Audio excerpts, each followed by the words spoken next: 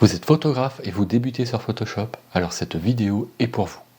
Mon objectif, c'est de vous montrer que Photoshop, c'est simple. Aujourd'hui, on va parler des sélections. Alors, qu'est-ce qu'une sélection dans Photoshop? Une sélection, déjà, dans Photoshop, ça se présente comme ceci. Il s'agit de ces petits pointillés qui semblent se déplacer autour de la zone que je viens d'encadrer. Dans cette image, la zone qui se trouve à l'intérieur de ces pointillés est la partie sélectionnée, tout ce qui se trouve en dehors est la partie non sélectionnée. Alors une sélection, à quoi ça sert? Je viens de réaliser rapidement une sélection autour de cette cabine de plage jaune. À partir du moment que cette zone est sélectionnée, je vais pouvoir en faire plusieurs choses. Par exemple, ce que je peux faire rapidement, c'est venir ce qu'on appelle détourer cette cabine. Il me suffirait d'inverser ma sélection, je vais revenir tout ça sur ces manipulations par la suite, et de supprimer le fond. À partir de là, j'ai détouré ma cabine grâce à une sélection. Alors dans le cadre d'un usage photographique, ça peut nous être moins utile de détourer des éléments. En revanche, une sélection, lorsque l'on va par exemple appliquer un réglage, comme par exemple un niveau, eh bien le réglage que je vais appliquer va s'appliquer uniquement à l'intérieur de la zone sélectionnée. Et ça va nous être utile pour faire des sélections et des corrections localisées. Alors il existe plein de façons de faire des sélections dans Photoshop. Il y a des outils complètement manuels, comme par exemple les lassos, le lasso polygonal, on est sur des outils complètement manuels, des outils que j'appelle semi-automatiques, comme le lasso magnétique, comme l'outil de sélection rapide, des outils plus automatiques comme la baguette magique, l'outil de sélection d'objets et les fonctions de sélectionner un sujet. On retrouvera également d'autres fonctions de sélection automatique dans le menu sélection, puisqu'on pourra venir sélectionner en fonction de la plage de couleurs, de la zone de mise au point. On retrouvera ici sélectionner un sujet et on pourra également venir sélectionner le ciel. Tous ces outils de sélection ont un seul but, bien sûr, définir des sélections. Il n'existe pas l'outil de sélection unique, celui pour les sélectionner tous. Ça n'existe pas, et c'est pour ça qu'il est important de connaître le fonctionnement de l'ensemble des outils de sélection. Car lorsqu'un outil de sélection automatique ne donne pas le résultat attendu, on est bien content de savoir utiliser les outils de sélection manuelle. Je vais poursuivre sur cet exemple pour vous montrer quelques exemples d'outils de sélection.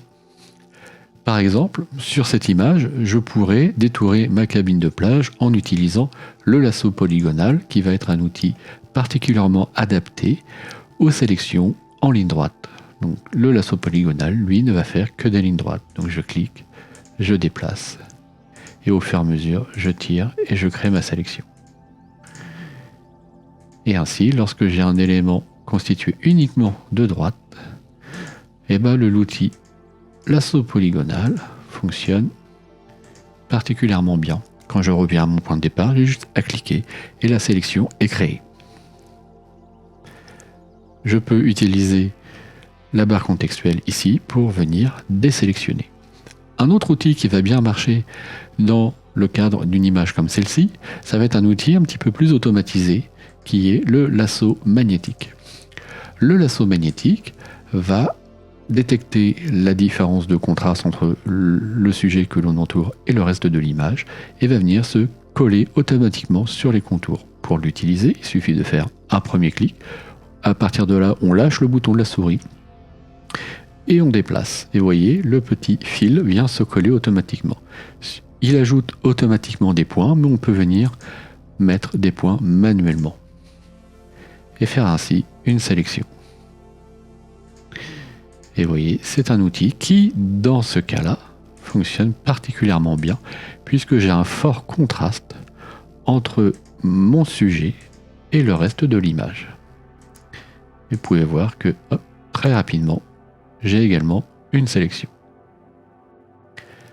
Pour désélectionner, je peux cliquer ici sur désélectionner, je peux aller dans le menu sélection et faire désélectionner, et j'en profite pour jeter un petit coup d'œil au raccourci clavier. CTRL D, assez facile à retenir, D comme désélectionner. Un autre outil qui peut fonctionner dans le cadre de cette photo, ça sera éventuellement la baguette magique, qui elle va fonctionner par détection des couleurs. Donc si je clique sur cette partie de la cabine, la baguette magique va venir sélectionner tous les pixels identiques à celui sur lequel j'ai cliqué. Alors il y a des réglages un petit peu plus précis, je ne vais pas rentrer dans les détails, mais vous voyez comment je vais pouvoir continuer à augmenter la zone de sélection. Justement, en parlant d'augmenter une zone de sélection, on peut faire un certain nombre d'opérations sur une sélection, et ces opérations, on va les trouver ici, dans cette zone-là. Ici, je vais toujours créer une nouvelle sélection. Ici, je vais ajouter à une sélection existante. Ici, je vais soustraire à une sélection existante. Et ici, je vais créer une intersection. C'est-à-dire, seule la partie commune à deux sélections sera conservée. Pour continuer à sélectionner cette cabine, moi, ce qui m'intéresse, c'est d'ajouter à la sélection. Donc, je suis bien sûr ajouté à la sélection et je veux continuer à cliquer dans différentes zones de ma cabine pour lui demander de venir sélectionner les éléments de la même couleur. Et voyez comment il a sélectionné ma cabine. Vous pouvez remarquer quelques petites zones qui n'ont pas été sélectionnées. Et bien c'est ici que va intervenir un autre outil qui est l'outil lasso, qui lui est un outil totalement manuel que l'on va utiliser pour faire des sélections qui n'ont pas nécessairement besoin d'une grande précision. J'ai donc pris l'outil lasso, je l'ai mis en ajouter à la sélection et je vais venir entourer les petites zones que je veux ajouter. Et voyez, je n'ai pas besoin d'être précis, c'est à ça que sert cet outil lasso. CTRL D pour désélectionner. Il est tout à fait possible de combiner plusieurs, je cherche ma photo, voilà, plusieurs outils. Par exemple, sur cette image-là, je peux utiliser plusieurs outils. Mais avant de vous montrer ça, je dois vous montrer le fonctionnement d'un autre outil un petit peu plus automatique. Et pour cela, je vais utiliser cette image. Un autre outil automatique, ça va être l'outil de sélection rapide. L'outil de sélection rapide combine à la fois le fonctionnement de la baguette magique et d'un pinceau. De la baguette magique, puisqu'il va sélectionner les éléments qui sont de la même couleur, du même niveau de luminosité. Et il va également combiner avec le pinceau, puisque c'est un outil avec lequel on peut venir modifier l'épaisseur. Plus l'épaisseur du pinceau est petite, plus la sélection sera précise. Et on peut aussi créer de nouvelles sélections, ajouter une sélection, soustraire une sélection. Donc par exemple sur cette image-là, si je veux sélectionner l'aiguille, j'ai créé un pinceau relativement petit, je clique et je glisse dessus. Et au fur et à mesure que je glisse dessus, la sélection s'étend. Ensuite, pour améliorer ma sélection, mon outil s'est automatiquement mis en ajouter à la sélection. Je peux continuer à peindre et ma sélection s'étend au fur et à mesure.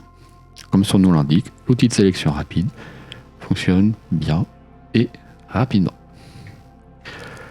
Donc comme je vous le disais précédemment, il est tout à fait possible de combiner plusieurs outils de sélection. Par exemple, je vais faire une sélection de la jetée avec le lasso polygonal, en mieux que ça.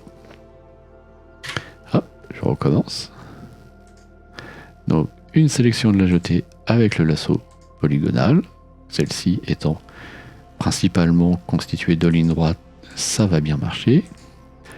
Bon alors je fais assez vite mes sélections en général, je suis quand même un petit peu plus soigneux que ça. Pour faire bien ma sélection, je peux faire un double clic, ma sélection se ferme automatiquement. Maintenant je souhaiterais ajouter le phare à cette sélection. Avec le lasso polygonal, ça risque d'être un petit peu compliqué. Donc je vais venir choisir l'outil de sélection rapide, je m'assure qu'il est bien réglé sur ajouter à la sélection, et je viens cliquer dans mon phare pour le sélectionner. Donc je peux bien sûr, pour créer une sélection, combiner plusieurs outils de sélection. On va maintenant parler d'outils de sélection totalement automatisés que je vais trouver lorsque je vais avoir sélectionné un de ces trois outils. L'outil de sélection d'objets, sur lequel on va revenir dans quelques instants, la sélection rapide ou la baguette magique. Je vais avoir ici ce bouton sélectionner un sujet. Et bien, pour créer une sélection, j'ai juste besoin de cliquer dessus. Mon ordinateur réfléchit et voyez qu'il m'a détecté l'oie qui est ici. Cet outil de sélectionner un sujet a deux modes de fonctionnement. Si je clique sur la petite flèche juste à côté, je vais voir que j'ai le choix entre deux fonctionnement possible. Les résultats sont calculés sur l'appareil. C'est plus rapide, mais c'est un petit peu moins précis. Ou je peux faire calculer les résultats dans le cloud. C'est un petit peu plus lent, mais c'est plus précis. Alors, on va regarder les résultats dans le cloud, puisque là je viens de faire les résultats sur l'appareil. Je vais désélectionner et je vais refaire exactement la même chose. Je suis bien sur le cloud et je fais sélectionner un sujet. Alors c'est un tout petit peu plus long, mais vous voyez, c'est pas non plus extrêmement long. Mais vous pouvez remarquer que cette sélection est un petit peu plus précise. Puisqu'on parle des outils de sélection automatique, on va s'intéresser à cette image et on va s'intéresser à l'outil sélection d'objets. L'outil sélection d'objets, lorsque je l'active, va analyser mon image. Ces deux petites flèches vont tourner. Il y a une fonction qui s'appelle le Finder d'objets. Et lorsqu'il va avoir analysé l'image, quand je vais survoler mon image, il va mettre en rose toutes les zones qu'il a détectées. Ici, le ciel, ici, la mer, et chacun de ces rochers de manière individuelle. Eh bien, si je veux sélectionner ce rocher, je n'ai plus qu'à cliquer dessus, et la sélection est faite. Donc, un outil rapide et efficace. Je reviens sur mon image de cabine de plage pour vous montrer d'autres options disponibles sur les sélections. Tout ce qui va concerner les sélections, vous allez le trouver dans le menu Sélection. Dans les options que vous allez trouver dans ce menu, vous allez avoir des possibilités de modifier une sélection existante, comme par exemple de dilater ou de contracter. Dilater va vous permettre d'agrandir la sélection. Là, on va faire un exemple sur 50 pixels. Vous voyez comment cette sélection s'est dilatée. On a également la possibilité de venir contracter une sélection. Pareil, je vais prendre 25 pixels. Et vous voyez comment cette sélection s'est légèrement contractée. On va également avoir dans ce même menu sélection la possibilité d'appliquer une transformation sur la sélection via transformer la sélection. À partir de là, on va avoir un rectangle de transformation qui va apparaître autour de notre sélection. Et on aura la possibilité de venir agrandir la sélection, faire une rotation sur notre sélection. Ça, pareil, ça va être des usages un petit peu particuliers. Je vais annuler ma transformation. On peut venir aussi ajouter ce qu'on appelle du contour progressif. Le contour progressif va créer une zone de transition entre ce qui est sélectionné et ce qui n'est pas sélectionné. Pour vous montrer l'effet du contour progressif, je vais vous faire un exemple d'un détourage sans contour progressif et du même détourage avec un contour progressif. J'ai donc cette sélection autour de ma cabine de plage. J'ai bien transformé mon élément en calque. Je vais inverser la sélection, ce qu'on appelle intervertir la sélection, parce que là, ce que je veux faire, c'est sélectionner tout sauf la cabine. Donc, je vais dans sélection et je fais intervertir la sélection. Le raccourci clavier, c'est majuscule, CTRL I. Maintenant, ce qui est sélectionné, c'est tout sauf la cabine, et je vais supprimer en appuyant sur la touche Sup de mon clavier. Je désélectionne, CTRL D, et on va regarder ça d'un petit peu plus près. Voici le résultat d'une sélection sans contour progressif. Je reviens en arrière, CTRL Z. J'intervertis de nouveau ma sélection, et je vais lui ajouter du contour progressif. Dans Sélection, Modifier, Contour progressif. Et je vais ajouter 25 pixels pour que ça se voit bien. Je crée donc un contour progressif de 25 pixels. Vous pouvez voir que l'aspect de ma sélection a légèrement changé. Vous voyez ici sur les coins, ça s'est un petit peu arrondi. Je vais faire CTRL majuscule I pour inverser ma sélection et je vais appuyer sur Supprimer. Et voici le résultat d'une sélection avec un contour progressif. Vous pouvez voir donc cette zone de transition entre ce qui est sélectionné et ce qui n'est pas sélectionné. Alors, dans quel cas on va utiliser le contour progressif, notamment pour sélectionner des objets avec un contour diffus. Ça peut être des nuages, de la fumée, un élément, un arbre un petit peu lointain.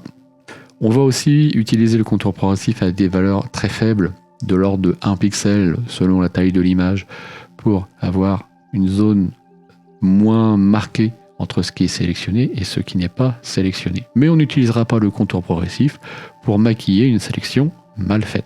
Pour terminer sur cette présentation rapide des sélections, je vais aborder un dernier point.